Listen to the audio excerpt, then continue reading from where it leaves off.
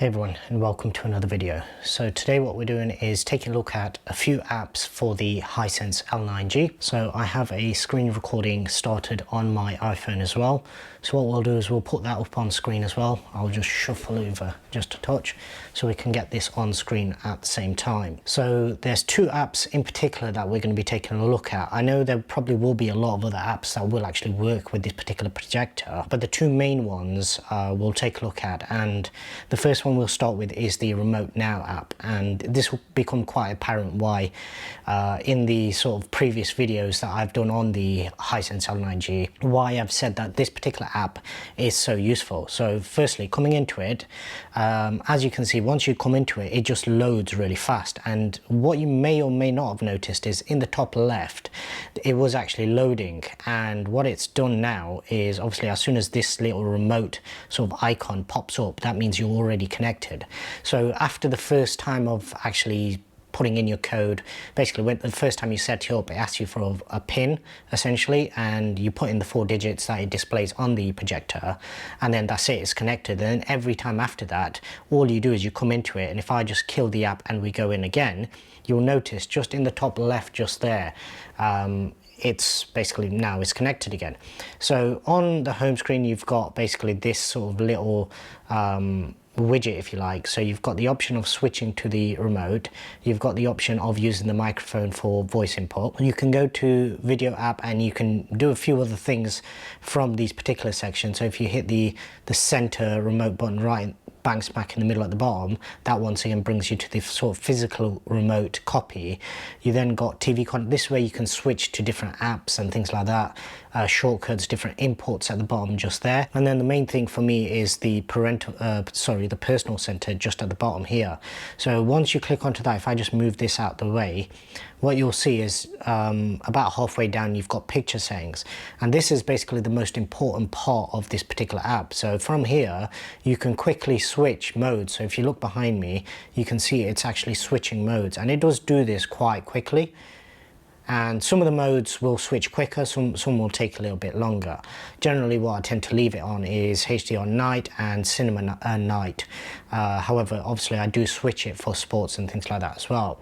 Now the best thing about this particular app is obviously you have your aspect ratio just there, but if you, and also your game mode as well, if you do want to use it with a games console, you want to switch that on.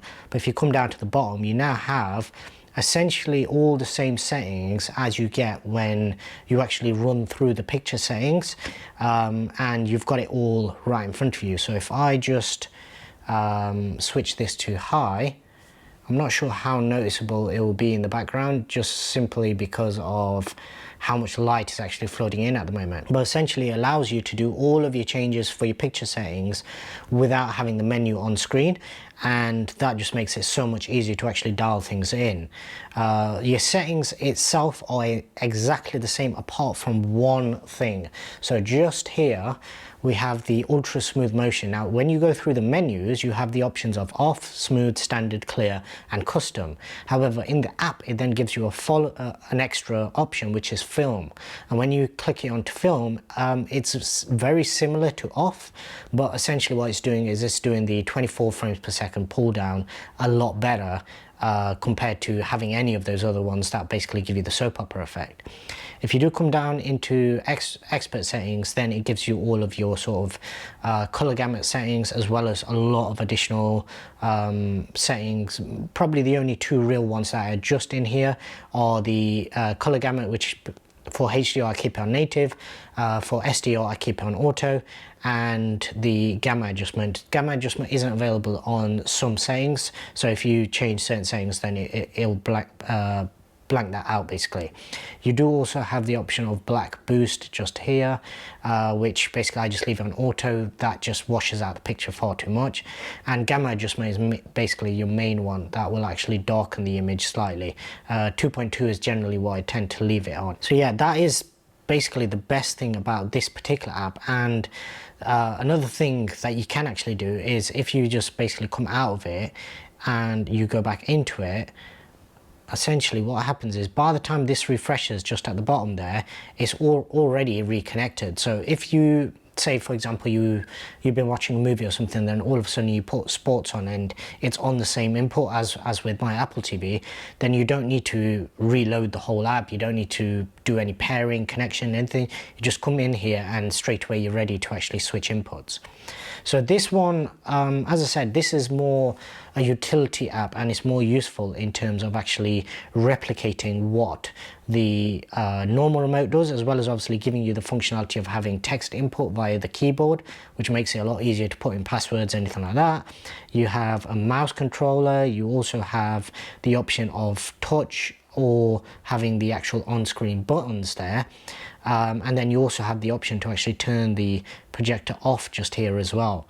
So you can actually switch the projector off directly from there. And once again, you have all of your imports for whatever you may want to do. So if I just hit the menu button, you'll see that the menu icon pops up behind me. And as you can see, it is very, very responsive. So I'm hitting it now. And as you can see, it pops up straight away. So this particular app is very, very good if you want to just replicate the actual main remote. Now there is an additional app as well. So this one I actually found, so this is VIDAA TV app. And this one, as you can see, once again, straight away it just automatically connects, as you can see at the bottom there. And this one is more useful for those people who do actually make use of the built-in apps. Now I personally don't. I don't think VIDAA's TV is a very good sort of OS. It's very slow, it's very laggy, and any of these apps that you're going to play back, basically I'll get better quality, better functionality, better usability going directly through my Apple TV. So all of this isn't really that useful. However, the bit that is the media section. So from here you can actually just play music, photos or videos, and it will almost airplay them directly to the actual projector. Obviously it'll probably be casting it because this is essentially still based on Android, even though it's running a separate operating system. You do have options to actually make changes to your profile and things like that. I won't go into that just here. And then obviously if you did have favorites, then you can just quickly jump to them here as well. For this, the only real thing that I found this useful for was any video that I've actually recorded on my iPhone. I can actually play them directly back onto the projector, and it does actually play back quite well, and it looks like it's projecting in 4K. I'm not sure that it was actually playing back in HDR, but at least you're getting the sort of 4K playback, and it does look, from the few tests that I did, it was very, very clear. So this is the additional sort of app that you've got. So, but as I said, the sort of RemoteNOW app for me is just really, really good. As you can see, you can click on the icon in the top left and it gives you the options of any additional devices from Hisense that you've actually got, and obviously gives you the option to disconnect and rename the actual input as well.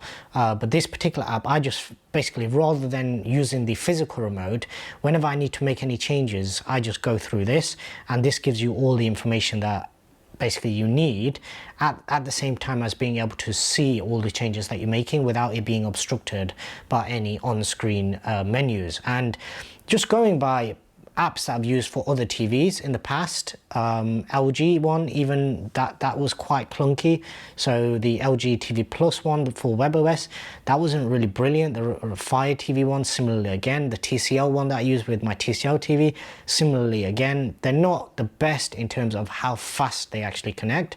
Whereas the thing that I like about this, well, both of these apps, is just the speed at which they actually reconnect. So if you were to go out of this and it did actually time out, because obviously iOS has a little bit of multitasking in the background, if the app does actually time out, it does reconnect very, very quickly. And basically by the time this little sort of widget pops up, you know that you're reconnected and any changes that you make are actually being implemented. So yeah, that was a quick look at the RemoteNOW app for the Hisense L9G.